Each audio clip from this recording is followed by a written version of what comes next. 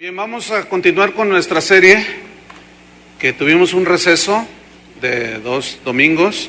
Vamos sobre el tema número 9 de la serie Verdaderos Discípulos. Se titula El escultor de discípulos. Así se titula el tema número 9. Y como subtema, póngale discípulos hechos en China.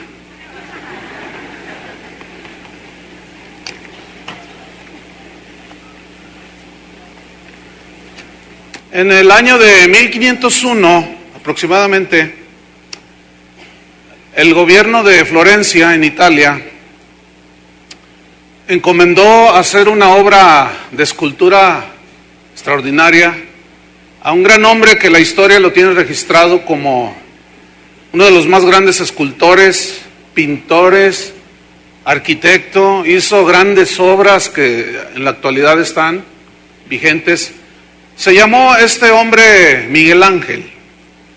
Este hombre fue llamado por el gobierno de Florencia porque hacía algunos años habían encargado que hicieran una escultura, pero el arquitecto al que se le encomendó la obra no pudo hacerla y la abandonó. Posteriormente dice la historia que ese trabajo de escultura se lo encomendaron a Leonardo da Vinci, pero no quiso hacerlo porque él estaba haciendo otros trabajos. Y finalmente Miguel Ángel decidió hacer esa obra magna. Entonces él les dijo, bueno, ¿qué quieren que haga? Dice, queremos una escultura del rey David, que represente cuando venció a Goliat. Entonces el asunto era hacer una escultura de David que tuviera una onda en su mano cuando venció al Goliat, al gigante aquel. Entonces él dijo, sí, estoy de acuerdo. Y lo llevaron a un lugar donde estaba una mole de mármol de casi 5 metros de altura. Y le dijeron, bueno, ahí está el material. Entonces cuando lo miró Miguel Ángel, aquella mole de mármol, se quedó viendo y hacía expresiones así como, oh, maravilloso, ¿no? Excelente. Y los que estaban a su alrededor decían, ¿cómo irá a ser esto? Aquella mole de mármol tenía algo trabajado que nunca se terminó. Y durante 2 años este gran escultor trabajó y no permitió que nadie viera lo que él estaba haciendo. Y día con día, cuenta la historia, aún se desvelaba, estaba muy emocionado en hacer aquella obra. Cada martillazo, cada cincelada que daba, cada pulida, trabajando de día y de noche, y en 2 años terminó una de sus más grandes obras. Cuando fue develada, todo el mundo se sorprendió y dijo, wow, qué maravilla de talento y de arte tiene este hombre. Y cuando yo leía la biografía de Miguel Ángel, mientras preparaba este mensaje también, pensé en Jesús como el gran escultor de discípulos, como el gran formador de discípulos. Y a medida que vamos estudiando la palabra de Dios, nos damos cuenta que un discípulo verdadero de Jesús no nace, sino que se hace, o mejor dicho, es formado. Un discípulo verdadero de Jesús no se da por generación espontánea, es decir, que no surge de la nada. Sí, ahí está un tremendo discípulo. Mucho menos en 40 días, aunque tengan buen propósito. Y tampoco el discípulo verdadero de Jesús se forma o se recibe por herencia, porque soy 4ª generación predicador por parte de mi madre. No, nada, ni por parte de mi padre, no. El verdadero discípulo es formado por el escultor, por el maestro. Debo decirles que la tarea fundamental de Jesús, antes de ir a la cruz a morir por nuestros pecados, fue formar discípulos. Durante 3 años, de día y de noche, agarró el martillo y el cincel y comenzó a formar a cada uno de sus 12 discípulos. Uno no se dejó. Los otros 11 fueron formados conforme a Jesús quería. El Señor estaba interesado en la formación de verdaderos discípulos. En la mente de Jesús no estaba la producción en serie. En la mente de Jesús había una actitud de un estricto control de calidad. Él quería hacer piezas únicas, utilizando aún la individualidad de cada persona, de cada uno de sus discípulos. Jesús no tenía la mentalidad de fabricante chino. Muchos, aunque sean malos, no. Su mentalidad era pocos, pero buenos. Pocos, pero de calidad. Con estricto control de calidad. En la mente de Jesús estaba que sus discípulos verdaderos se multiplicaran con la misma calidad con la que ellos habían sido formados. Ellos deberían de formar con la misma calidad con la que fueron formados.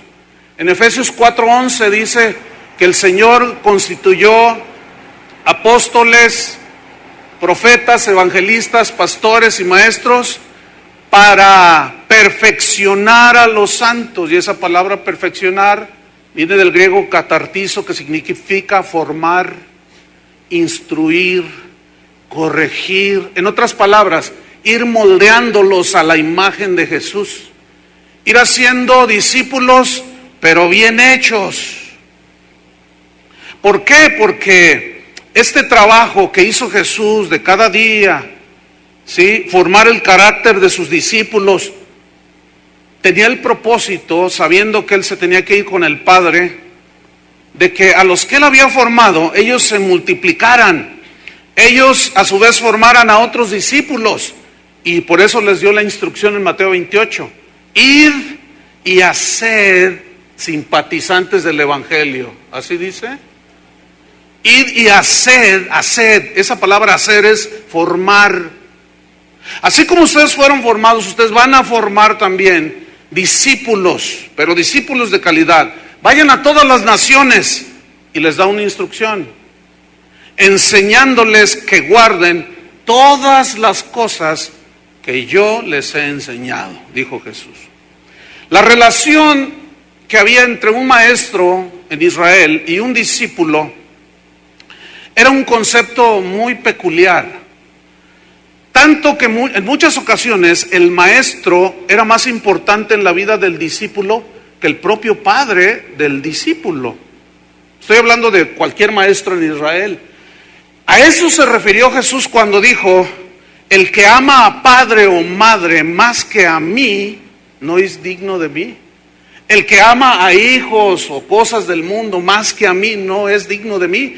Porque en aquel tiempo ya tenían el concepto de que el maestro llegaba a ser de tal influencia en el discípulo que aún, repito, la importancia en el discípulo acerca de su maestro era muchas veces más que la del propio padre del discípulo.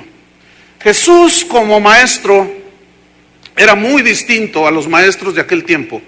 Él se distinguió de todos los maestros que en su tiempo estaban allí vigentes o habían existido y estaban en la memoria del pueblo judío. Por ejemplo, en aquel tiempo los discípulos elegían al maestro, elegían por su propia decisión al que más les gustaba, al que más les convenía, al que más les llenaba, vamos a decirlo así. Pero con Jesús era diferente. Él es el que escogía a sus discípulos y lo sigue haciendo. Él le hablaba a las multitudes, pero las multitudes no garantizan ni avivamiento, ni que todos son sinceros en seguir a Cristo. Entonces, a diferencia de aquellos maestros en los cuales el discípulo, yo quiero estudiar esto y voy a estar bajo los pies de fulano de tal. No, aquí con el maestro Jesús era distinto. No se duerma, o estoy tan aburrido. Entonces no se duerman. Entonces, fíjese, en Juan capítulo 15, versículo 16, Jesús dijo: no me elegisteis vosotros a mí, sino que yo os elegí a vosotros. O sea, totalmente contrario a lo de cualquier otro maestro. Así como Miguel Ángel, fíjese, el mármol no escogió a Miguel Ángel, sino que Miguel Ángel trabajó en el mármol. Así nosotros somos elegidos por la misericordia de Dios, por la bondad de Dios. Muchos son llamados, pocos escogidos. ¿Por qué? Porque no todos atienden al llamado de ser verdadero discípulo de Jesús. Otro ejemplo es que en aquel tiempo el discípulo era temporal. Es decir, mientras él estaba bajo la tutela y enseñanza de ciertos maestros, era temporal ser discípulo. Pero en el caso del Maestro Jesús era totalmente diferente. El discipulado de Jesús es por toda la vida. Por toda la vida. Es de 24 horas, de tiempo completo. Y déjeme decirle una cosa. Al discípulo de Jesús no se le permite volver atrás. Jesús dijo, ninguno que poniendo su mano en el arado mira hacia atrás, no es apto, no es idóneo para el reino de Dios. ¿Por qué? Porque recordemos a la mujer de Lot, cuando el ángel les dice que salgan, pero que no miren atrás. Pero la mujer de Lot, como tenía sus intereses en Sodoma y Gomorra, que simbolizan el mundo, el pecado, ella no estaba dispuesta a dejar todo lo que había en Sodoma y Gomorra. Ese mismo principio se aplica hoy. Si alguno que está aquí oyendo, aquí está presente o escuchando por la radio, quiere ser discípulo de Jesús y no está dispuesto a dejar el estilo de vida del mundo, no puede ser discípulo de Jesús. No puedes tener un pie en Cristo y otro en el mundo. Eso no es concebible en el discipulado de Jesús. Otra diferencia que había entre los maestros de Israel y el Maestro Jesús es que en aquel tiempo estar bajo la tutela y la enseñanza de un ilustre maestro le daba al discípulo muchas ventajas. Por ejemplo, le daba fama. Yo estudié con tal maestro. Le daba influencia, tenía acceso a la riqueza por la fama y la reputación que adquiría. Había mucho reconocimiento, había orgullo de decir, yo estudié bajo los pies de cierto maestro. Y Pablo, en el libro de los Hechos, narra cómo él creció bajo la enseñanza e instruido a los pies de uno de los maestros más ilustres de Israel. Se llamaba Gamaliel. Dice que él fue instruido a los pies de Gamaliel. Ahora, ¿quién era Gamaliel? Este Gamaliel era un maestro en el tiempo de Jesús muy reconocido, muy famoso, y los que se sometían a su discipulado, esos discípulos adquirían mucho reconocimiento. De tal manera que a este Gamaliel le llamaban Rabán, que es un derivado de la palabra hebrea rabí. Rabí significa mi maestro. Y Rabán en el hebreo significa nuestro maestro. Es decir, todo Israel lo tenía a Gamaliel como nuestro maestro, lo cual significa que tenía una reputación pues envidiable. Ahora, el que se sometía a un instrucción, a un maestro como Gamaliel, pues su currículum vitae, pues imagínate, ¿dónde estudió? En Harvard. Pues eso traía mucha reputación, mucho. Ahora, Gamaliel era nieto de Gilel, que había sido unos años atrás uno de los más ilustres maestros de las escrituras en Israel. Contemporáneo de Gilel había otro maestro llamado Shammai, que eran sabios, conocían, a veces no se ponían de acuerdo en algunas interpretaciones de la ley, pero ambos eran reconocidos como los más grandes.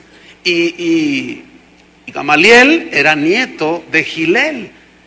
Pues Pablo creció y se adiestró a los pies de Gamaliel. Sin embargo, Pablo dijo que todo lo que él había recibido, todo ese currículum que llenaba y apantallaba y maravillaba a los demás, lo tenía por basura.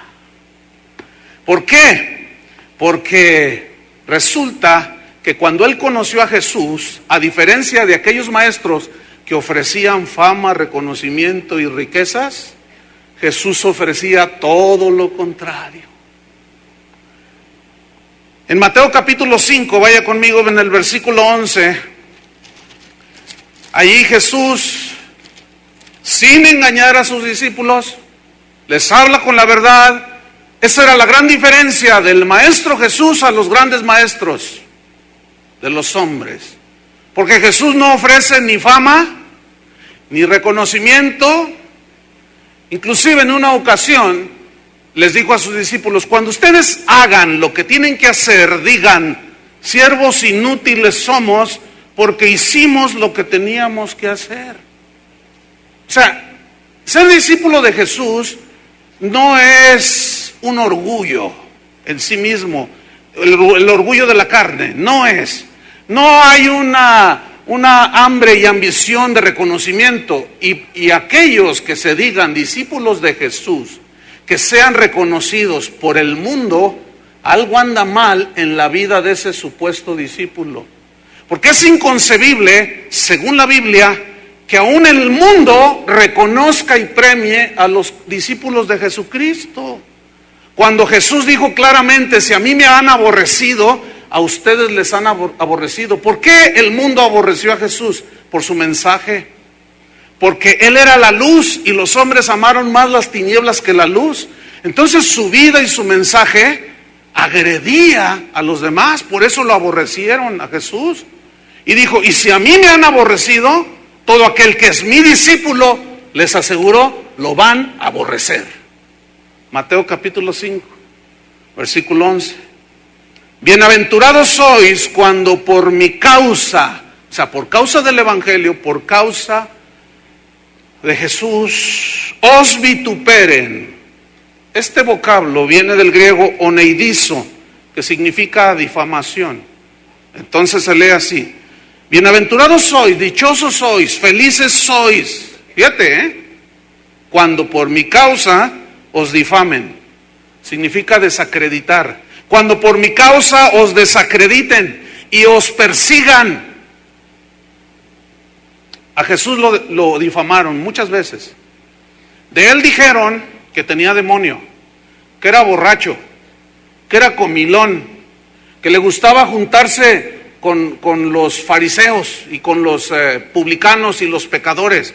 Y le inventaron un montón de cosas. Ya casi son 2000 años que Jesús se fue y lo siguen difamando. Siguen diciendo que María Magdalena era una amante de Jesús. No hace mucho hicieron una película donde ellos aseguran que Jesús tenía relaciones homosexuales con sus discípulos. Difamación. Ahora, si a Jesús lo difamaron, Él aseguró que sus discípulos también lo serían, pero aquellos que caminaban conforme al Evangelio. Bienaventurados serían cuando los difamen, cuando los calumnien, cuando los persigan, dice, cuando inclusive hasta los maten por causa mía y del Evangelio, y digan toda clase de mal contra vosotros. Fíjese, subraye, digan toda clase de mal. ¿Contra quién? Contra vosotros. Toda clase de mal contra vosotros significa engañar mediante mentiras, agrediendo la reputación. Mira, si tú te consideras un discípulo de Jesús y tu forma de vida, ya no digo lo que tú dices porque pues también el diablo dice, no, que tu estilo de vida ponga en evidencia la vida pecaminosa de la gente que está a tu alrededor. Si la gente no se da cuenta que tú eres diferente, se duda que seamos discípulos genuinos de Jesús.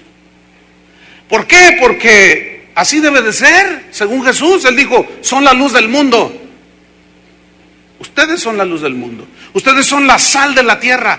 Pero a veces hay discípulos que se creen discípulos de Jesús, que se parecen tanto a los mundanos que nadie se da cuenta que son cristianos.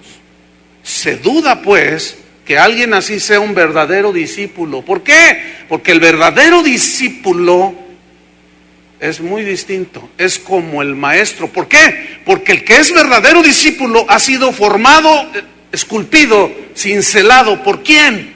Por las manos del maestro. Entonces, si Jesús como maestro no te está moldeando a ti, ¿quién te está moldeando?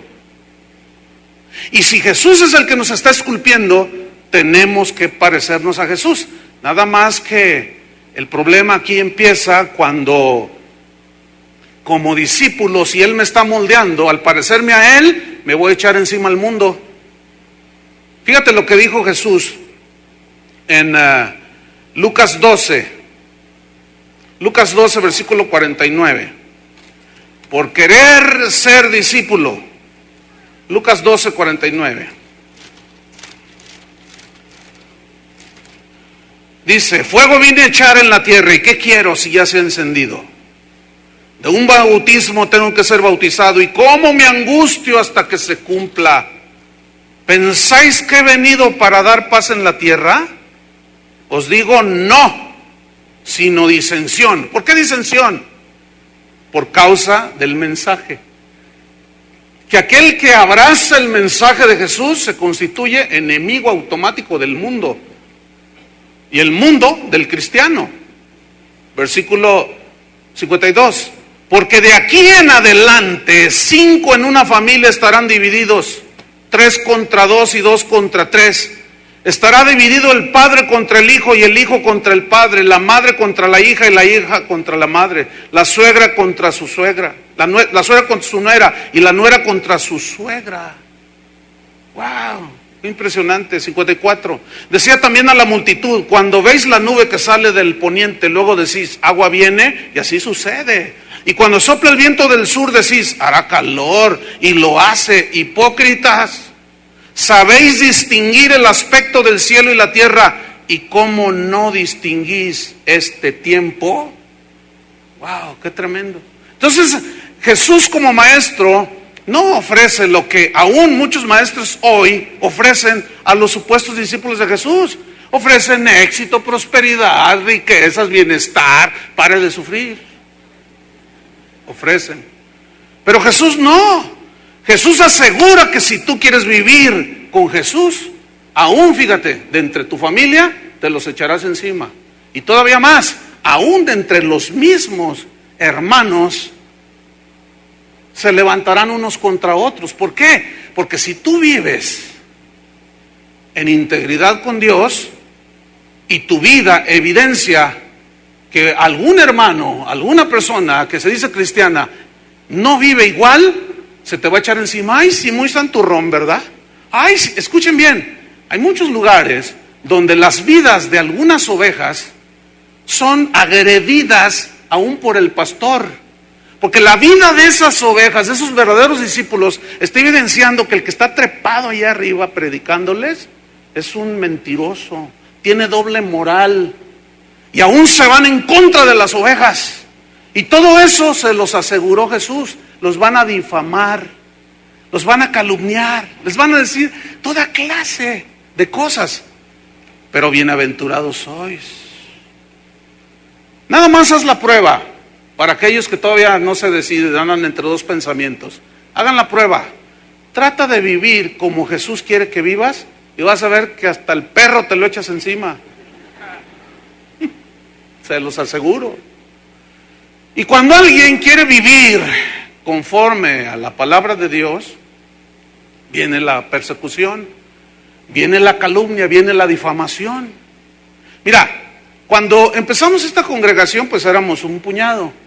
Y todo iba bien, porque pues los demás iglesias y pastores y la gente del mundo miraba y decían, güey, pues es un puñito ahí de cristianos. Y todo iba bien. El problema se inició cuando empezó a crecer. No, pues ahí reciben de todo, ahí los dejan hacer de todo, por eso crecen. Y empezaron suavecitas las difamaciones y las calumnias, pero empezaron a subir de tono. En el año 89 nos fuimos, a mi esposa y yo, como misioneros a la Argentina, y ella iba embarazada. Y cuando regresamos, allá nació nuestra hija. Cuando regresamos, una señora a la congregación se acercó, nos abrazó. Qué bueno que ya regresaron. Pero empezó a llorar la señora y dijo, ay pastor, dígame que no es verdad lo que me dijeron. ¿Qué te dijeron, hermana? Pues que tu esposa, la hermana Vicky, se fueron a la Argentina porque ella lo engañó, pastor. Se embarazó de otro hombre y entonces para taparle el ojo ahí al problema, se fueron a Argentina. Entonces yo le dije, ¿quién te dijo eso? Y luego me dice, un pastor, fíjate, un pastor. Entonces agarro a mi hija y le digo, mira toda la cara del pastor. Pero para serles honesto, cuando alguien te difama duele. ¿Verdad que sí? Pues las difamaciones empezaron a subir de tono, hermano. Entonces yo en una ocasión me puse así, como de esos perros Doberman cuando se enojan, que se les para acá atrás, ¿los han visto así? Entonces así estaba yo y fui con Dios y le dije, Señor, ¿por qué permites que difamen a tu siervo? Y el Señor me dijo, cálmate, cálmate. Nunca te van a llegar a difamar como a mí me difamaron. Además yo te lo aseguré, ¿no es verdad? Señor, pero... Y yo empecé a alegar con Dios y aquí lo tengo en mis oídos cuando Él me habló y me dijo, lo que están diciendo de ti es verdad o es mentira. Yo le dije, tú sabes que es mentira, Señor. Entonces, ¿qué te preocupa? Me dijo. Preocúpate cuando sea verdad lo que dicen. Entonces sí, preocúpate, porque te las vas a ver conmigo. Dije, ay, ya se me quitó lo exasperado. Pero las difamaciones siguieron. Inclusive, fíjese, en alguna ocasión, alguien, una familia de aquí nos dijo, ay pastor, ¿qué cree? Que me dijeron unos hermanos que tengan cuidado con casa de oración, porque ahí los líderes se cambian las esposas. Y comenzaron a subir de tono las difamaciones, las calumnias. Ahora, ¿tú te puedes imaginar por qué se dice eso? ¿Por qué creen ustedes? Porque aquí hablamos con la palabra de Dios. Por eso. Bueno, miren, ¿saben cuál es la última? De que yo mandé matar un pastor. Así es que tengan cuidado, porque tengo una AK-47. Yo desaparezco pastores. Fíjate nomás. No, bueno, ustedes se ríen, yo ahora también me río. Pero, fíjate, déjame contarte algo. Bueno, mejor no. Ya, si no, ya no es el evangelio. No, si no, ya no es el evangelio. O sea, se vale una anécdota, una ilustración, pero ya. ¿Ok? Entonces, el Señor nos aseguró que íbamos a ser difamados, que íbamos a ser calumniados. Sin embargo, ¿qué debe de hacer un discípulo para no llenarse de amargura? Si es discípulo de Jesús. Eso a mí me interesa saber. Porque si yo camino con el Señor y se inventa hasta lo que no. Ayer alguien me dijo, ay pastor, a usted le dicen que es cuatrero. ¿Saben lo que es un cuatrero, no? Que se roba el ganado. O sea, que me robo las ovejas. Que allí va mucha gente porque usted se las roba. Ay, sí, voy a las iglesias de allá afuera y me las robo. Venga, oveja, me la llevo. Y llego aquí con un tráiler lleno de ovejas y las vacío el domingo. No. Bueno, ahora me río, pero en aquel tiempo cuando Jesús me estaba enseñando muchas cosas y sigue haciéndolo, pues no era de mucha risa. Ahora yo le quiero compartir qué debe de hacer un discípulo para no llenarse de amargura. Mateo capítulo 5, versículo 44. Mateo 5, 44.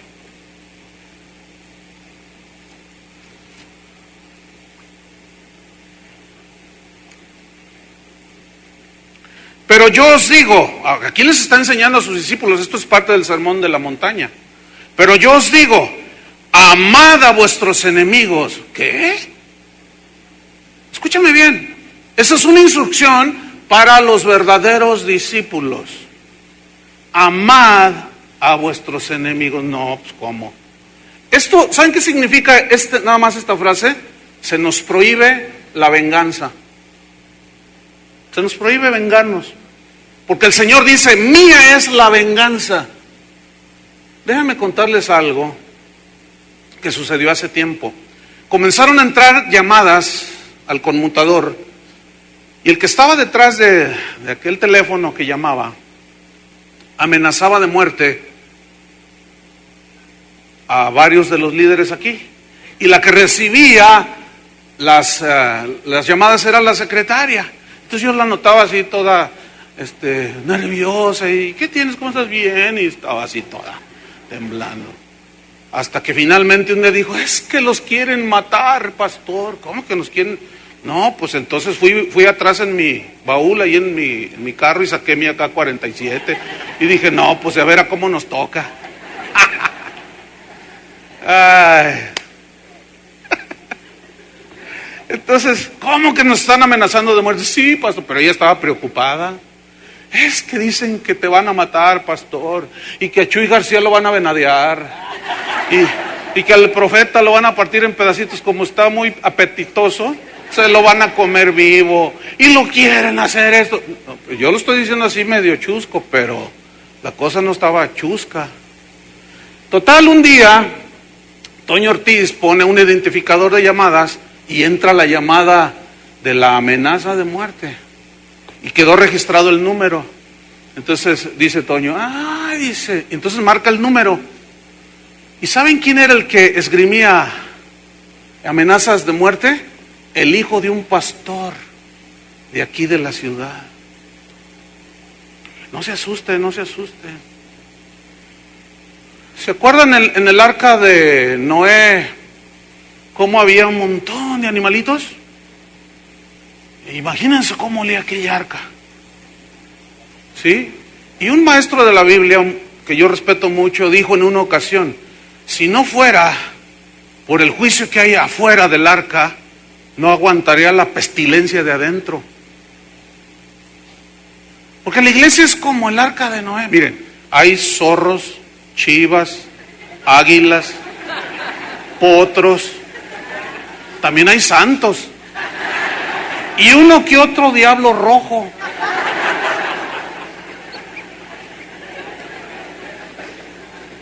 Hay de todo en la viña del Señor. Bueno, sigo leyendo aquí. ¿En dónde estamos? Versículo 44. Amad a vuestros enemigos. Y llama a Toño Ortiz. Y le dice, oye, tú eres el que estás amenazando de muerte. No supo qué decir. Tenía una profunda amargura contra nosotros. ¿Por qué? Solo Dios sabe por qué. Y eso lo llevó a hacer calumnias y todo. Pues ¿qué creen que pasó la semana pasada? Entra una llamada buscando a uno de los que aquel entonces eran candidatos para ser asesinado. Y le dicen a este pastor, fue a Chava Pardo pues, le dijeron, ¿sabes quién soy? Soy fulano de tal. Ay, dice, y te sorprende la llamada, pero es verdad, es muy sorprendente, pero te voy a decir una cosa, estoy enfermo, no tengo a nadie, mi esposa está sufriendo, no tengo ni para mis medicinas, por favor te lo ruego, préstame 1,500 pesos. ¿Saben qué hizo el pastor de aquí de Casa de Oración? ¿O uno de los pastores? No se los prestó, se los regaló. Cuando yo me enteré de eso, como pastor me sentí contento, porque vi que en el corazón de aquel pastor que es de Casa de Oración no hay amargura. Porque creemos y estamos convencidos que queremos ser verdaderos discípulos de Jesús. Entonces, ¿cómo es que guardamos el corazón? Aquí está, hermanos, amad a vuestros enemigos, bendecid a los que os maldicen. Yo acabo de ver en internet a un supuesto pastor dando maldiciones a todo el mundo. Ay, de aquel que diga mal de mí. ¿Qué no dijo Jesús? Y él se está defendiendo y yo... Sobre ti la maldición la invoco sobre ti. ¿Qué es eso? Esos no son cristianos. Aunque tumben gente y unjan gente, ¿cómo es posible que se pongan a maldecir a la gente? Esos no son cristianos. No son discípulos de Jesús. Haced bien a los que os aborrecen y orad por los que os ultrajan y os persiguen. Haced bien a los que os aborrecen. Si tu suegra, la que tanto odias, tuviera un día una necesidad y tú dices que eres discípulo y se acercara contigo pidiendo que la ayudaras, ¿lo harías? No me contesten. Espérense a que les llame la suegra. Entonces, sí, no, pues aquí todos somos excelentes discípulos.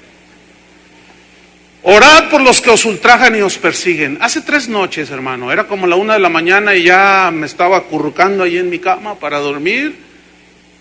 Y gracias te doy, Señor, y ya estaba, agarré mi almohadita favorita y ya estaba a punto de dormir, y que el Señor pone en mi mente a un difamador, a un calumniador, a un celoso, envidioso. Entonces me lo puso aquí, miren, ¡poing! Y se me fue el sueño. Entonces yo le dije, Señor, dice, ora por él. No sé cuánto tiempo pasó, pero sí fue un buen tiempo. Se me fue el sueño y empecé a orar y a bendecir, y a bendecir, y a bendecir, y a bendecir a ese calumniador. Ahora, yo les soy sincero, esto no es parte de la naturaleza humana, ni es parte mía. ¿Cómo fue? ¿O cómo es? Porque algunos luego dicen, ¿y cómo le hizo, pastor? No, yo no le hice. Él me está cincelando. ¿Están entendiendo? ¿Cómo? ¿Cómo es que vamos a aprender a bendecir a los que maldicen cuando te maldicen? Es la oportunidad para aprender si eres discípulo de Jesús. Si no, pues véngate por ti mismo y dense de balazos el uno al otro. Pero verdadero discípulo de Jesús no eres. Porque el verdadero discípulo, para guardar su corazón, tiene que hacer esto. Fíjate lo que dice el 45. Para que seáis hijos de vuestro Padre que está en los cielos, que hace salir su sol sobre malos y buenos, que hace llover sobre justos e injustos. Porque si amáis a los que os aman, ¿qué recompensa tendréis? ¿No hacen también lo mismo los publicanos? ¿No hacen también lo mismo los narcos? ¿Los peores de la sociedad? Los homosexuales también saludan a sus amigos. Las prostitutas también. Fíjate lo que dice el 47. Y si saludáis a vuestros hermanos solamente, ¿qué hacéis de más? ¿No hacen así también los gentiles? O sea, los paganos. Entonces, ¿cuál es la diferencia? Y el Señor quiere que marquemos diferencia. No por nosotros mismos, sino que nos dejemos esculpir por el Maestro y nos forme como verdaderos discípulos. Fíjate, Pedro, que tuvo experiencias tremendas. Negó a Jesús, era impetuoso. Yo lo único que veo allí es el martillo y el cincel en las manos del escultor. ¿Lo alcanzan a ver? Cincelando, y formándolo. Y todos conocemos la vida de Pedro. Después hablaremos un poco más. Pero escuchen lo que él escribió. Primera de Pedro, capítulo 2. Ya un hombre forjado por el martillo del escultor divino, un hombre metido al horno de la aflicción. Primera de Pedro 2:20 dice, pues qué gloria es si pecando sois abofeteados y lo soportáis, pues ninguna, te lo mereces. Mas si haciendo lo bueno, pongan mucha atención, mas si haciendo lo bueno sufrís, Nota esto, el maestro de maestros enseñándonos que si hacemos lo bueno, vamos a sufrir. ¿Se parecerá la enseñanza de Jesús a lo que enseñan muchos maestros hoy? No, hermanos. Por eso hoy hay mucho cristiano hecho en China, descartables, de papel, de cartón, a las primeras se deshacen. Así cuando te pones unos zapatos chinos, te vas al centro caminando y llegas descalzo a tu casa. Así muchos discípulos hechos en China, de papel de China. Mas si hacéis lo bueno, sufrís y lo soportáis. ¿Cómo soportar? ¿Sí? ¿Soportar qué? La calumnia, la persecución, el ataque. Dice, ciertamente esto es aprobado delante de Dios. Pero ahí no termina, versículo 21. Pues para esto fuisteis llamados. ¿Para qué? Para tener mucho éxito, ser un hombre empresario exitoso, tener muchas casas, muchos carros. ¿Para eso fuimos llamados? Aunque eso enseñan muchos maestros falsos. Y ahorita muchas iglesias están recibiendo ese tipo de enseñanza, en este preciso momento. Pero la enseñanza del maestro de maestros es muy distinta. Pues para esto fuisteis llamados, porque también Cristo, ¿qué? Padeció por nosotros, dejándonos ejemplo. Ahí está el maestro enseñando con el ejemplo, para que sigamos, ¿qué? Sus pisadas. El cual no hizo pecado ni se halló engaño en su boca, quien cuando le maldecía no respondía con maldición, cuando padecía no amenazaba, no decía, no sabes con quién te pones, no sabes quién soy yo. La típica, ¿verdad? No, sino encomendaba la causa al que juzga justamente. ¿Qué tenemos que hacer? ¿Qué nos está enseñando aquí alguien que fue esculpido como un discípulo de calidad? ¿Qué nos está enseñando?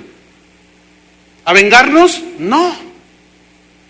Nos está enseñando a perdonar, nos está enseñando a que si queremos vivir con Cristo como Él quiso que viviéramos, pues vamos a tener enemigos, hermano. Y aún de nuestra propia casa, y aún de la propia iglesia. Encomendar la causa. Señor, tú conoces la verdad. Y ya. Y dejar que la venganza sea del Señor. Fíjate en el capítulo 4 de Primera de Pedro. Él sigue diciendo, versículo 14. Primera de Pedro 4:14 dice: si sois vituperados, otra vez, blasfemados o agredidos, calumniados por el nombre de Cristo, subrayo, por el nombre de Cristo, ¿qué significa? Por vivir como Cristo dijo que viviéramos.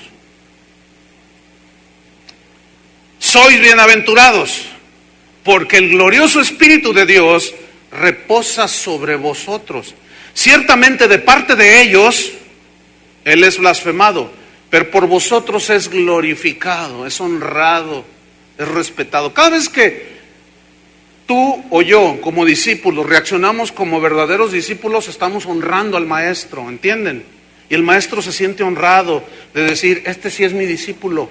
Y Jesús lo dijo, vosotros sois mis discípulos, si hacéis lo que yo os digo. Si ustedes obedecen lo que yo les digo, seréis verdaderamente mis discípulos. Ahora ahí no termina, sigue el versículo 15. Así que ninguno de vosotros padezca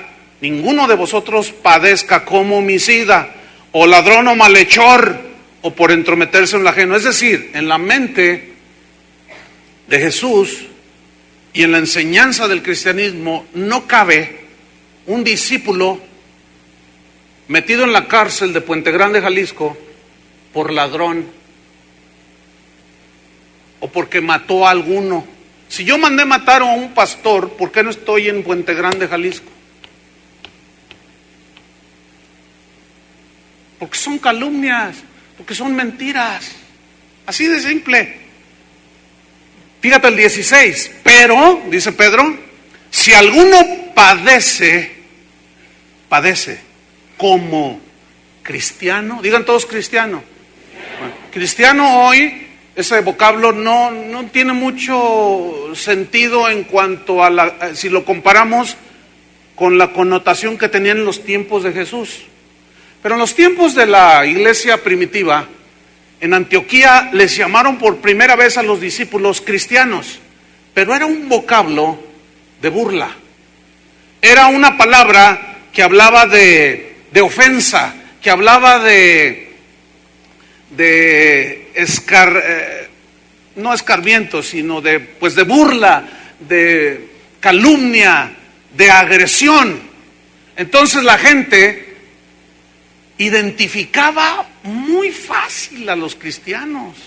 ¿Por qué creen? ¿Porque traían su Biblia bajo el brazo? ¿O porque iban a los conciertos? ¿Por qué creen que los identificaban? Por su vida que llevaban.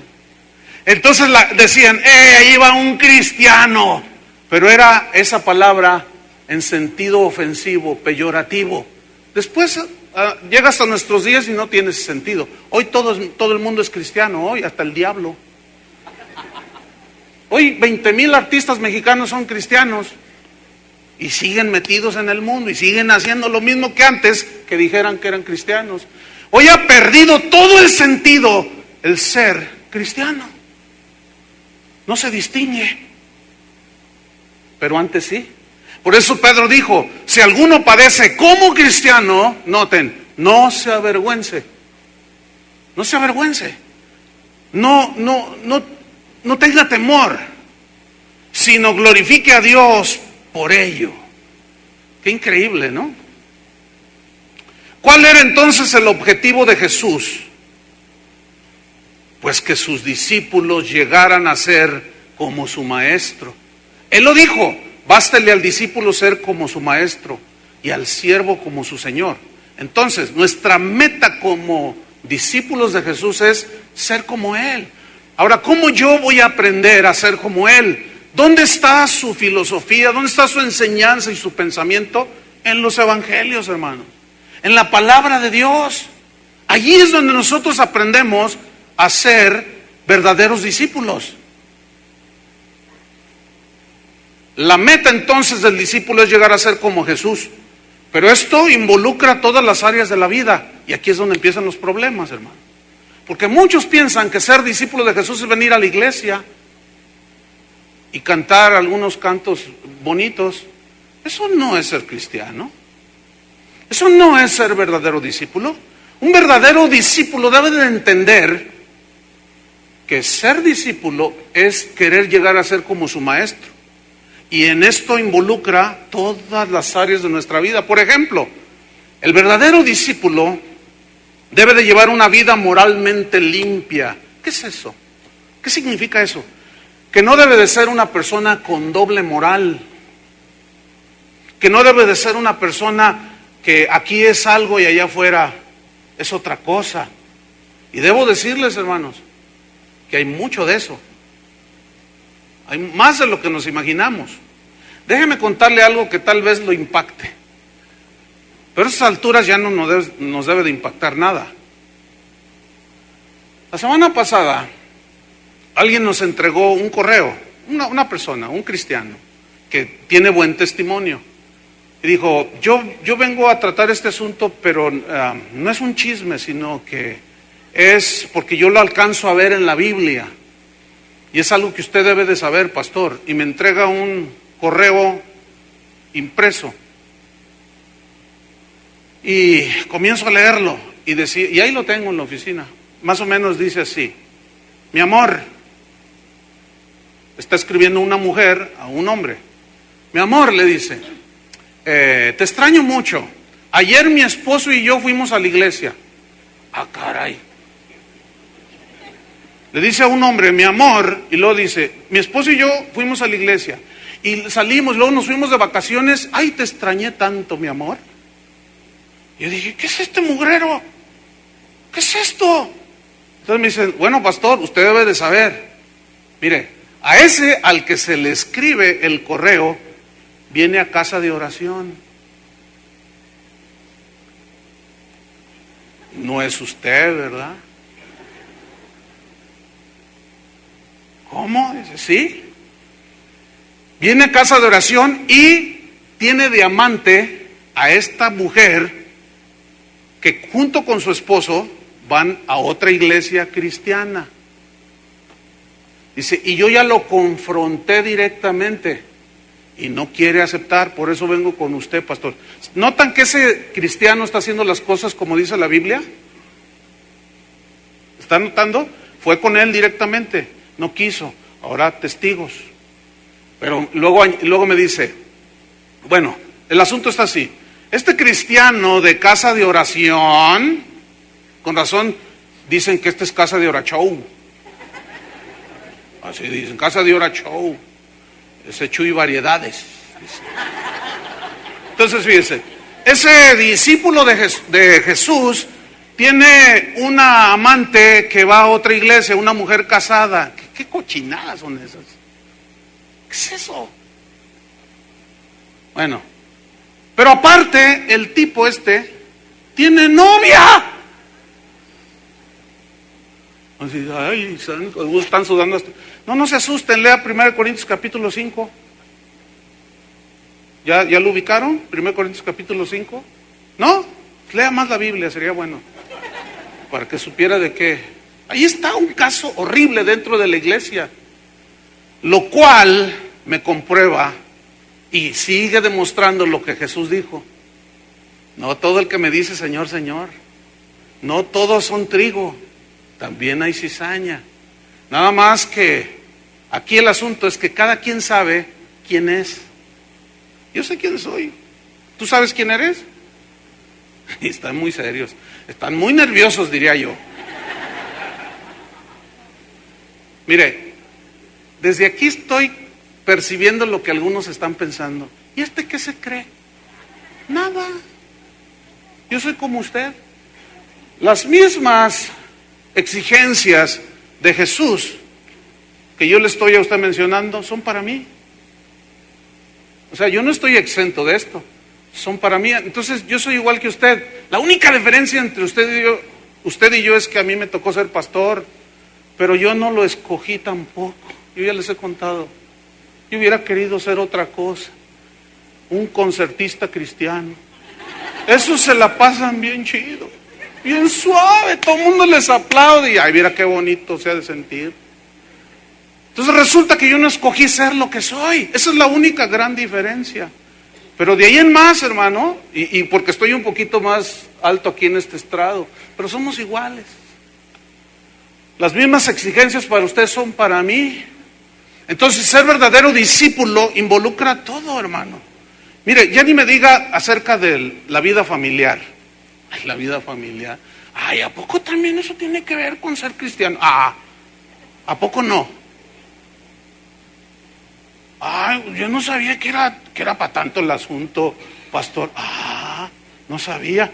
Pues hoy en esta mañana, 6 de abril del año de Jesucristo, 2008, usted lo va a saber, fíjese. ¿Está listo para saber?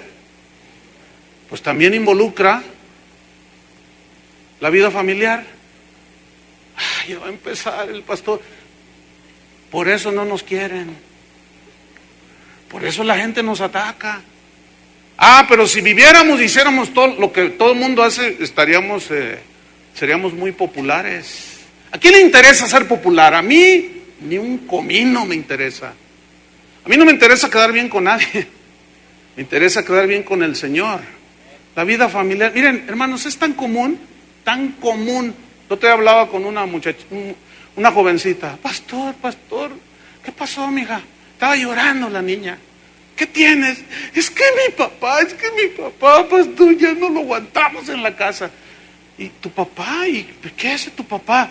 Le pega a mi mamá, nos grita, siempre está enojado, ya no lo aguantamos. Y luego dice, le pregunto, ¿y es cristiano tu papá?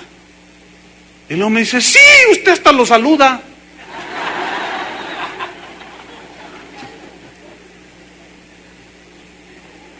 ¿Vieran qué orgulloso me siento como pastor? Siento una frustración, pero de pronto viene el Señor y me dice, tranquilo, Chuy. A mí se me coló un Judas. A ti se te van a colar más. Entonces ya me quedé en paz. Pero sí estoy consciente que lo que veo no es lo que parece. tampoco me vean así. Miren, hay todas expresiones, unos están, otros están, otros están, otros están en la silla así. Si se vieran. Y aquí yo los veo a todos, hasta hay 2, 3 que están durmiendo. Hermanos, involucra todo. Es que no es posible. No es posible que haya gente aquí que se dicen hombres de Dios, que vengan a la iglesia. ¿Qué es lo que están pensando que es el cristianismo? No, yo no explico, no entiendo qué es lo que piensan que es ser cristiano o discípulo. Pero esta niña me decía que golpeaba a su esposa. Maltratan a sus hijos. Ah, pero traes tu Biblia y cantas. Bueno, hoy, 6 de abril del año de nuestro Señor Jesucristo, ya sabes que también ser discípulo involucra tu vida familiar.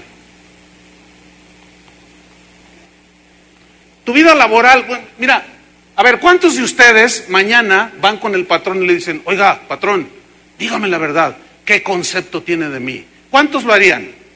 Mire, casi nadie. 1, a ver, ¿quién más? 2, 3, 4, y los demás no, miren. Tienen miedo.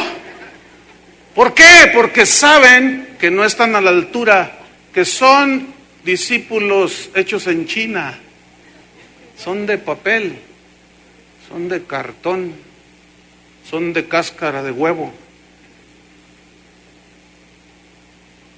Hace falta mucho, ¿no? ¿Cuántos reconocen?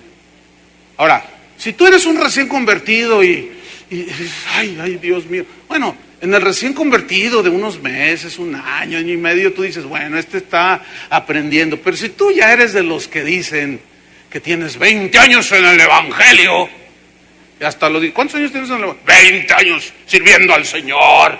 Hasta ponen la voz de esa espiritual, ¿verdad? Si tú dices, yo tengo 20 años sirviendo al Señor, y todavía le echas mentiras al patrón, le metes notas que no son, las cobras, tú no eres discípulo, te lo digo en buena onda. Tú no eres discípulo. Si se vieran las caras, pues tienen una cámara ahorita. Me gustaría que tomaran de aquí para allá. No, están desconcertadísimos.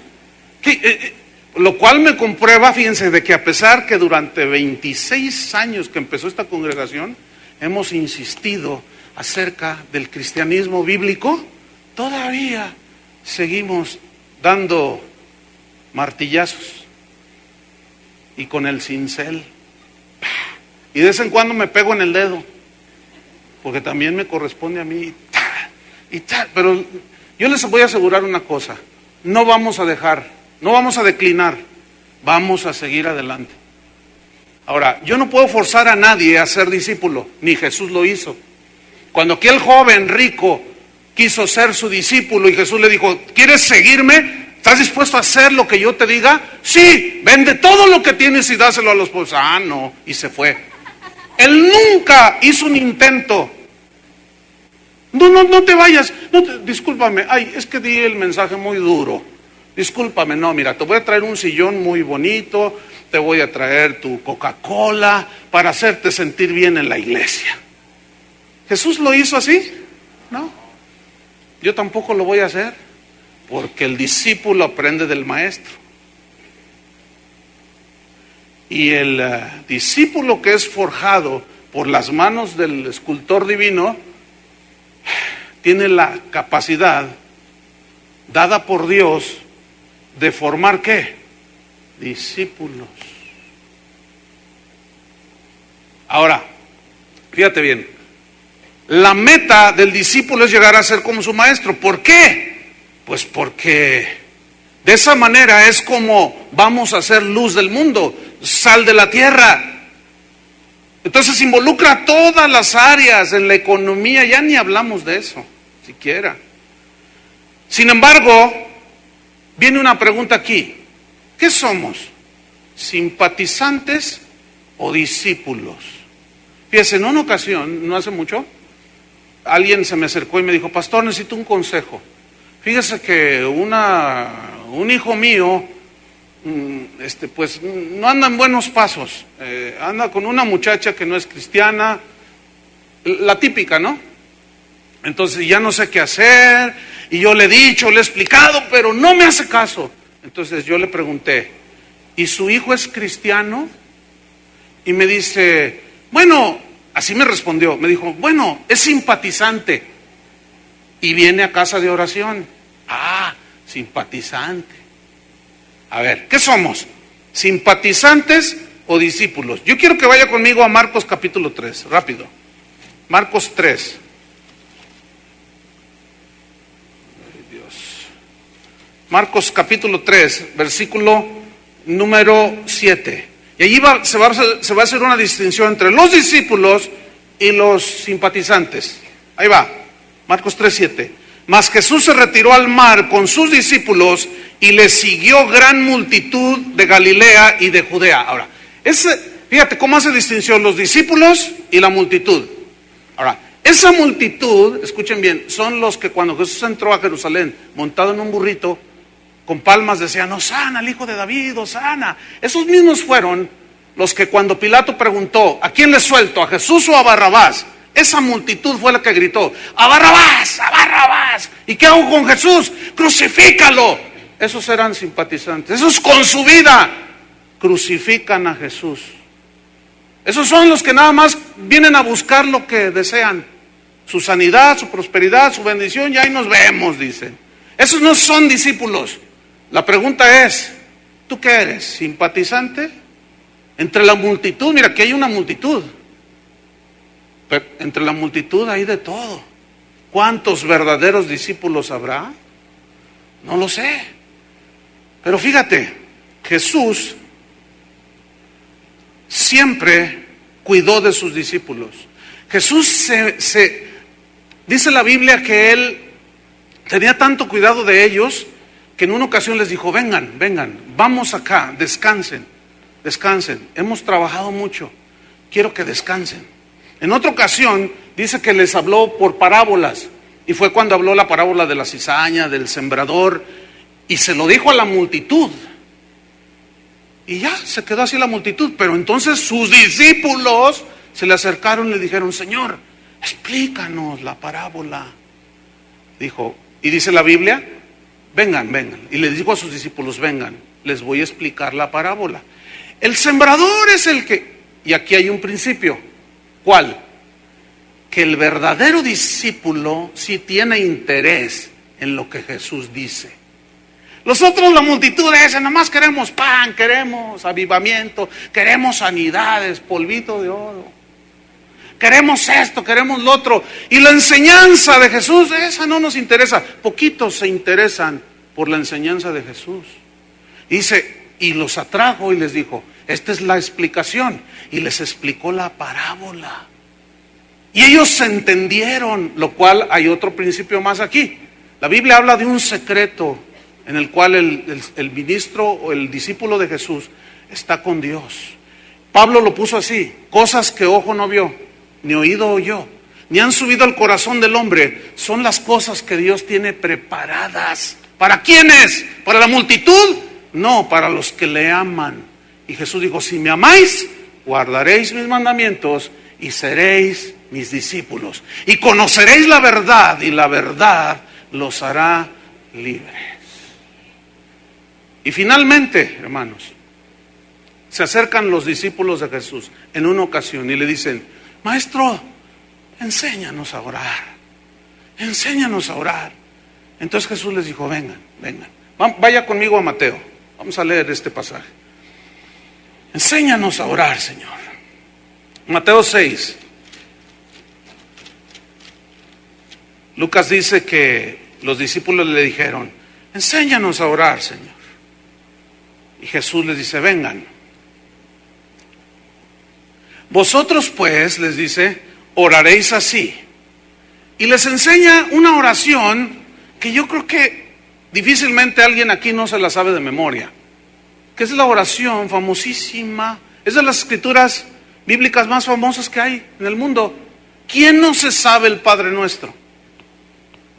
¿No te lo sabes? Ah, pues hoy lo vas a aprender. Pero son muy poquitos. Ahora, ¿cuántos se lo saben? Yo mínimo 5 millones de veces la oré. Padre Nuestro que estás en el cielo, santificado sea tu nombre. Padre Nuestro que chica de mar, así no quiero que tu cuerda. Padre Nuestro que estás en el cielo. Miren, pregunta, ¿entendían lo que oraban? Yo les confieso que no. ¿Por qué? Porque nadie me explicaba. Me decían que si lo hacía 50 veces iba a ganar cosas delante de Dios. Aunque no entiendas nada, tú repítele. Nada más alejado de la... Qué triste, ¿no? Qué triste. Pero en 5 minutos vamos a explicar esta oración. Vamos. Vosotros pues oraréis así: Padre nuestro que estás en los cielos. O sea, ¿reconoces que Dios es el Altísimo? Sí. Reconoce, discípulo, que no eres igual a Él, que no estás al mismo nivel que Él. Él está sobre todo. Pero ¿qué enseñan los falsos maestros hoy? Dile a Dios, aquí dice tu palabra. Y casi te dicen, restrégale en los ojos a Dios su palabra y dile, aquí dices tú, Dios está obligado, te dicen, a cumplirte lo que dice, y haz tu lista. Mira, cuando tú le dices al Señor, aquí dice, hazme lo que... Te estás poniendo al mismo nivel de Él. Hermanos, no estamos por el amor de Dios. Y peor, esos maestros que hasta le cuentan y le truenan los dedos al Señor a las 3, 1, 2, ahora. Esos no me simpatizan a mí, porque están ofendiendo al Altísimo, hermanos. Y lo primero que les enseñó Jesús fue, reconoce que no estás al nivel de Dios. Uno de esos falsos maestros, muy famoso, hermanos, que llena los auditorios, dijo, si tú le citas a Dios en su cara la palabra, es como si, Él se ve obligado a responderte, es como si lo acorralas contra la pared. Esos son blasfemos, hermano. Blasfemos. Y a mí no me simpatizan. Yo tampoco. Yo tampoco les simpatizo. Pues no. Somos contrarios, somos diferentes. Padre nuestro que estás en los cielos, santificado sea tu nombre, venerado sea tu nombre. Eso significa, venga tu reino, hágase mi voluntad como se hace allá en el cielo.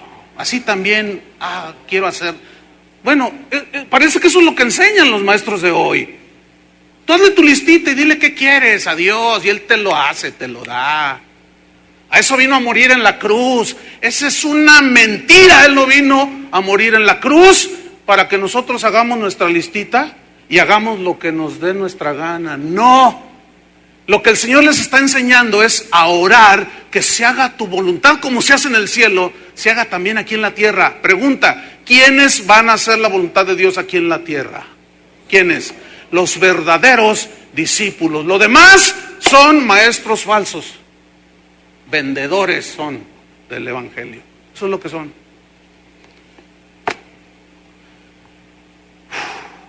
Versículo 11. La casa en puerta de hierro, dámela, Señor. Quiero un jet también, para ir a predicar a todo el mundo el Evangelio. Quiero comer en los mejores restaurantes, Señor. Allá en el Hotel Hyatt. Mejor Hyatt, hermano. Fíjate lo que dice Jesús. El pan nuestro de cada día, dánoslo hoy. ¿Cuánto comes? Nada más lo que necesita tu cuerpo. ¿Qué está enseñando Jesús? A pedir, escúchenme bien, lo imprescindible de cada día. ¿Qué enseñan los falsos maestros? ¿Qué enseñan? ¿Pedir qué? Riquezas. Abundancia, dicen. Y tuercen la escritura que dice, que Jesús vino a darnos vida y vida en abundancia. Eso se refiere a vida espiritual en abundancia. Porque si no, Él mismo se está contradiciendo cuando dice, oren de esta manera, discípulos míos, hijos míos. El pan nuestro, Señor, yo no quiero con el pan que me des cada día, con eso estoy contento. Uy, dicen los falsos maestros, esa es mentalidad mediocre. Entonces el mediocre es Jesús. Lo cual me comprueba que la enseñanza de muchos en estos últimos días es totalmente contraria a la enseñanza bíblica. Cualquiera que diga no es verdad es alguien que de plano o no es nacido de nuevo o está ciego, qué sé yo. Pero para mí es claro, no sé si para los discípulos de Jesús es claro. Nuestro pan de cada día, dánoslo hoy. Y también nos enseña a perdonar. Versículo 12. Y perdónanos nuestras ofensas, nuestros pecados, deudas, dice aquí, como también nosotros perdonamos a los que nos ofenden. ¿Tú perdonas al que te ofende? Felicidades, eres un verdadero discípulo. 13. Y no nos metas en tentación, mas líbranos del mal. Es decir, ayúdanos, Señor, en medio de la tentación. Ayúdanos a no caer en la tentación, Señor. Líbranos del mal. Yo quiero que noten cómo no enseña agarrar un litro de aceite y embarrarlo por todos lados para que se vayan los demonios.